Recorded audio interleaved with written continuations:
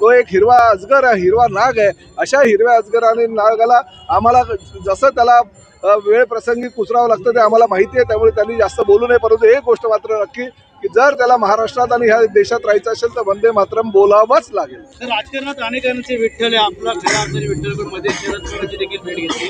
त्यानंतर आता पाहिलं नाही बघा, राजकीय गुरु म्हणून पवार साहेब, कारण मी माझ्या 18व्या वर्षापासून विद्यार्थी संघटनेचा कार्यकर्ता म्हणून काम करत होतो आणि अखंड काँग्रेस असताना काँग्रेसचा एक विद्यार्थी संघटनेचा कार्यकर्ता म्हणून शरद पवार साहेबांच्या नेतृत्वाखाली मी काम करायचो. आता ते वयानुसार दरवर्षी मी त्यांची वेगवेगळ्या ठिकाणी ही भेट घेत असतो. दिवाळीची सदिच्छा भेट घेत असताना त्यांचा आशीर्वाद माझ्या दृष्टीनं महत्त्वाचे आहेत आणि त्यामुळे शरद पवारांची भेट घेणं किंवा वरिष्ठ नेत्यांची भेट घेणं ही माझी संस्कृती आहे, मराठी संस्कृती आहे, सरनाईक परिवाराची संस्कृती आहे. आम्ही कुणीही कितीही काही आरोप प्रत्यारोप केले तरी शेवटी आम्ही आमचे गुरुस्थानी, भले पक्ष आमचा वेगळा जरी असेल तरी ज्या व्यक्तीला आम्ही गुरुस्थानी मानलेलं त्यांची नेहमी आम्ही भेट घेतो.